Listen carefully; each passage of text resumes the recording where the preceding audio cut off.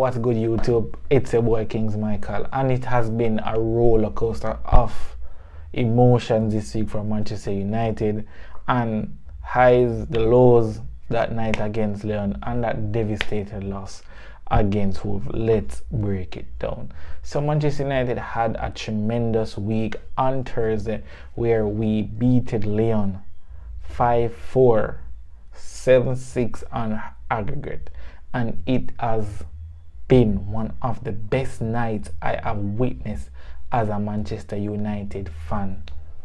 Best night. We started the game very well. We were up 2-0, very good, and then we give them a chance to come back to tie the game 2-2. Extra time, Cheek scored 3-2, Lacazette scored 4-2, Bruno Fernandes step up 3-4, Kobe Mainoo 4-4, and Harry Maguire 5-4. Was a magnificent night. All of those 75,000 fans who were in Old Trafford on Thursday will not forget that night. And I was here watching it, and I can tell you, I feel the emotion, I feel the adrenaline rushing through my body, bro. The match was electric. One of the best comebacks in Manchester United history, literally, in my opinion, what I've watched.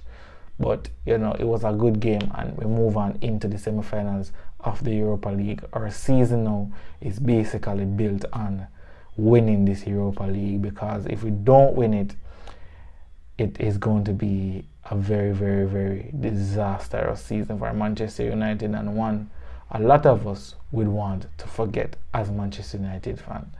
But we have it. We have the first leg, May 1st, against Athletic Club. Hopefully we can get back Ahmad, maybe on the bench, etc. for that game. But I expect us to win that. Athletic Club is a very good team. Them play against Real Madrid yesterday, and them lose 1-0, but they defended well and they created good amounts of chances. They have two very good attacking wingers with Iñaki Williams and Nico Williams, both brothers, but they are very good on the wing. You get me? So as I say, Manchester United season build and we winning the Europa, because we're going to finish the worst in the Premier League history. We're going to finish the worst amount of points in the Premier League history, and we have lost our most Premier League games in our Premier League history, which is 15. And we lost against Wolves, and it was a devastating loss, 1-0. The only shot on target for Wolves in that game, and they scored a beautiful free kick by Sarabia. You get me? We had so many chances in the game where we basically controlled the game. Wolves did nothing, Onana did nothing before the free kick, and I can tell you, Manchester United was dominant, but we couldn't finish our chances. We were not clinical. We lack cutting edge, we lack energy, we lack urgency. I don't know if it was tiredness from Thursday night that affected them against Wolves. I don't know for sure, but it was a very, very lackluster game. Rasmus Højlund, Manchester United number 9. You were supposed to score that goal gone at your cross. It was a simple tap in, bro. A lot of people are saying you're not worthy of playing for Manchester United. Your first season you scored 16 goals. 16, and now you don't even earn 10 properly.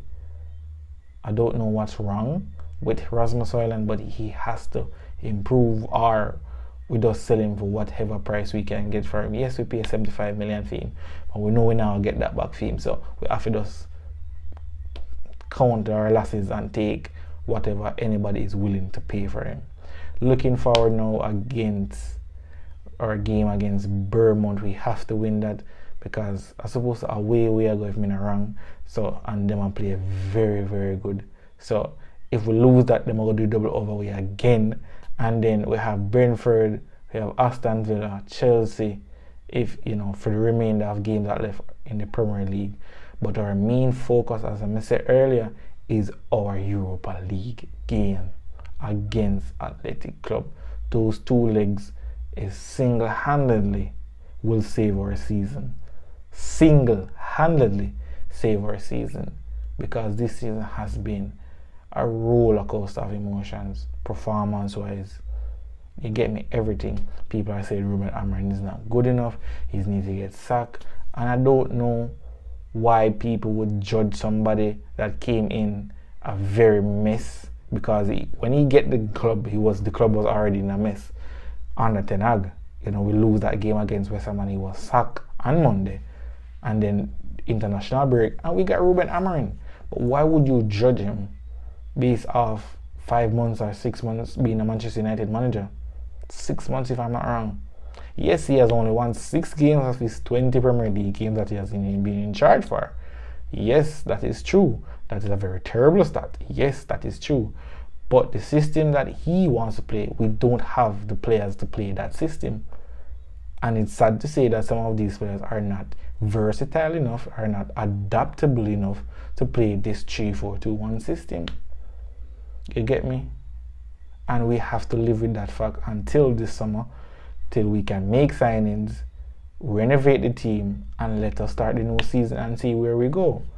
And if we start the new season with a bang, it would be a good thing for the morale of the fans, because a lot of fans believe in Ruben Amorim, and I am one of those believers until he proved me wrong. But he's been so driven that wanting to bring Manchester United back to the top. He's so honest about it. He's no bullshitting around, no dodging any question. He tell you the plain truth, and that's what a Manchester United manager is. We always love Alex Ferguson, and he is one of the greatest manager has ever coached a football team in the world for me, Sir Alex Ferguson. 13 Premier Leagues, bro. The last Premier League was 2013. That's 12 years we have not won the league, and we have spent billions trying to. So that needs to stop, and we have to be sensible going forward. You get me? We have to be sensible as a Manchester United, and we have to make sensible buying teams now. Overall, are adapting and becoming more better in the Premier League. Can look at Aston Villa, Brentford, Bournemouth, Brighton, Crystal Palace, Nottingham Forest, bro. All get better this season compared to last season. So every team in the Premier League is investing in players to bring them closer to the Champions League, to give them bigger performance, to give them wider reach. And as Manchester United, the biggest club in the world, we have to start doing that. You get me? We have to start doing that at some point, because we can't continue like this. So we have to just look forward to those 2 games against Athletic Club.